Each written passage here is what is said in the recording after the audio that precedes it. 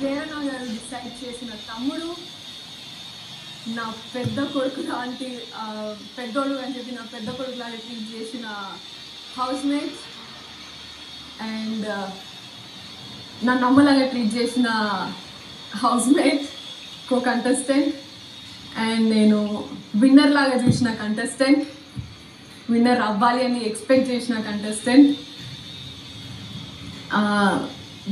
Best genuine bonding share చేసుకున్న నా కో contestant and నా కొడుకు, నా పెద్ద కొడుకు పెద్దోడు నిఖిల్. ఇప్పుడు నేను చెప్పిన అన్ని జెన్యూన్, ఇప్పుడు చెప్పిన అన్ని నిజం. అది నువ్వు ఫీల్ అయినావా? నేను కొన్ని క్వశ్చన్స్ అడుగుతా. ఐ జస్ట్ వాంటెడ్ లైక్ ఇది డెఫినెట్లీ నామినేషనా మరి ఇది ఏంటి అని అంటే నామినేషనే. ఎందుకంటే నీకు ఫస్ట్ వీక్ నుంచి నేను చెప్తూనే వస్తాను, ఎవ్రీ నామినేషన్ మనం వెళ్ళేటప్పుడు అరే నీకు ఇమ్యూనిటీ లేకపోతే మాత్రం ఫస్ట్ నీకే పడుతుంది అని చెప్పుకుంటూనే వచ్చిన.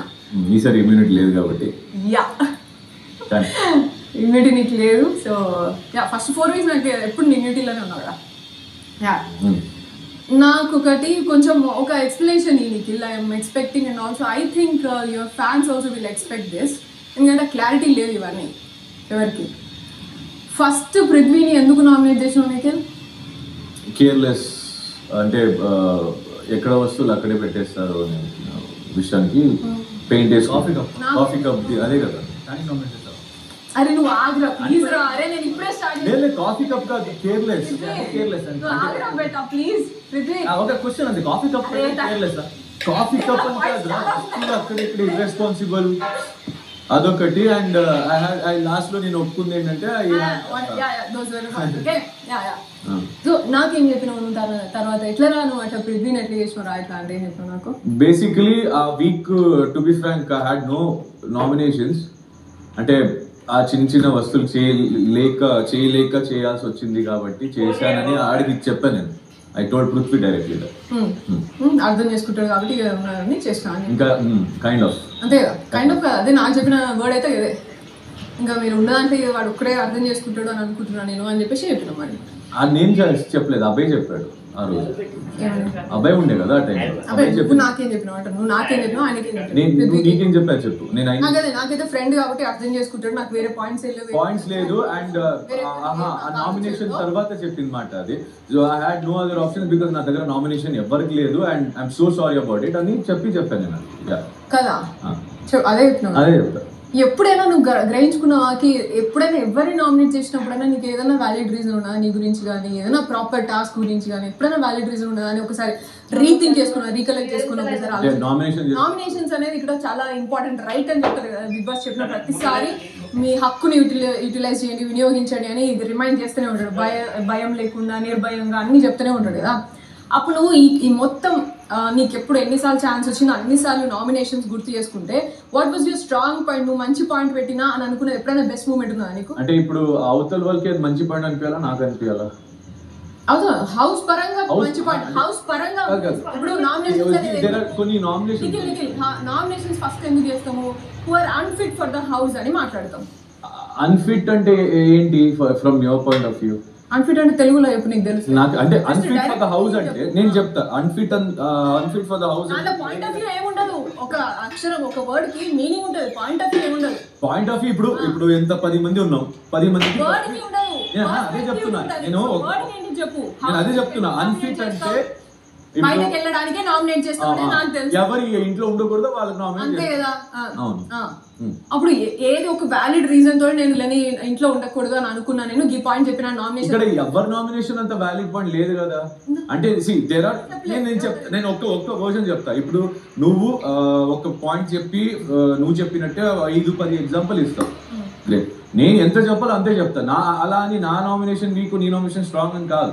నాకు ఎంత చెప్పాలో అంతే చెప్తా. దానికి తేడా దానికి ఎక్కువ నేను చెప్పాలి అని నాకు లేదు. What was your valid reason?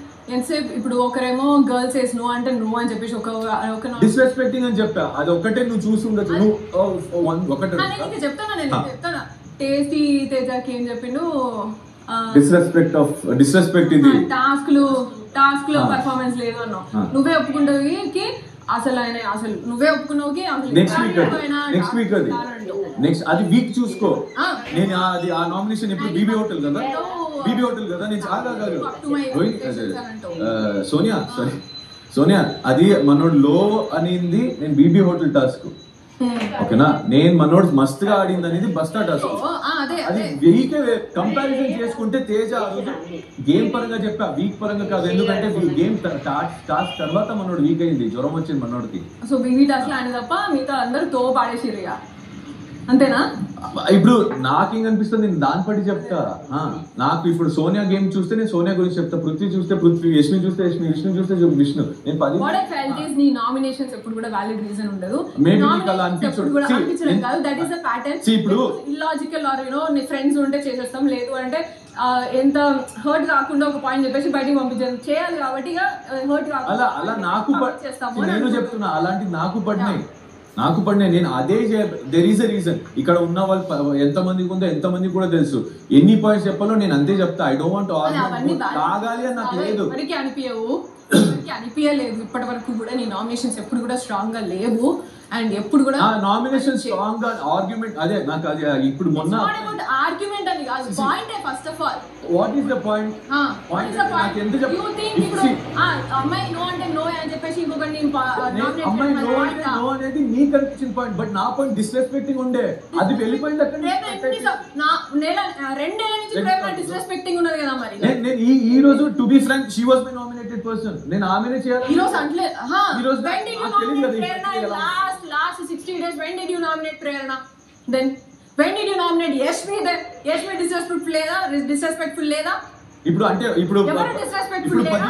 ఆయన నో అని వాళ్ళిద్దరు కాన్వర్సేషన్ లో when girl says no అని అన్నందుకు, and that is not even a normal thing. అది జస్ట్ ఏదో అక్క ఇట్లా మాట్లాడుకున్నప్పుడు అనకు ఆ ట్రిగర్ అవుతుంది, అనకు అది మంచిది కాదు అని వాళ్ళిద్దరు మాట్లాడు. మీరు జనరల్ గా అనుకున్న నో అది అంటే నువ్వు బలవంతంగా ఒక అమ్మాయికి అది